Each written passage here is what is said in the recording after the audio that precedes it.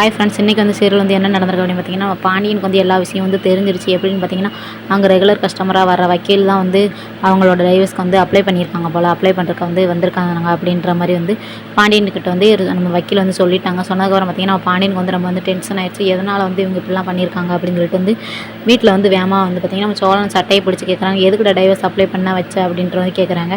கேட்டோன்னே பார்த்தீங்கன்னா, அவன் எதுக்குடா டைவர்ஸ் அப்ளை பண்ண போகிறான்னு சொல்லிட்டு சேரன் வந்து கேட்குறாங்க. அதுக்கு பிறகு வந்து நிலா வந்து அவங்கெல்லாம் எந்த காரணமும் இல்லை, நான் தான் அதுக்கெலாம் முழுக்க முழுக்க காரணம்.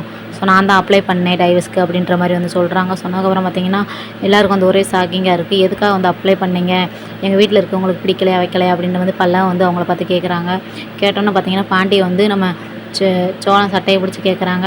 நீ வந்து சொன்ன பொய்னால தான்டா அவங்களுக்கு வந்து இங்கே இருக்கவே பிடிக்கல, அதனால தான் உன்ட்ட டைவர்ஸ் கேட்குறாங்க போல் அப்படின்ட்டு வந்து உன்னையால தான் இவ்வளோ பொய், நீ பொய்க்கு மேலே பொய், நான் அந்த வேலை செய்கிறேன், நீ அந்த வேலை செய்கிறான், அவன் அப்படி படிக்கான் இப்படி படிக்கான்ட்டு ஒன்றுக்கு ரெண்டாக பொய்யாக சொன்னதுனால தான் இப்போ இவ்வளோ பிரச்சனை வந்து நிற்கிது.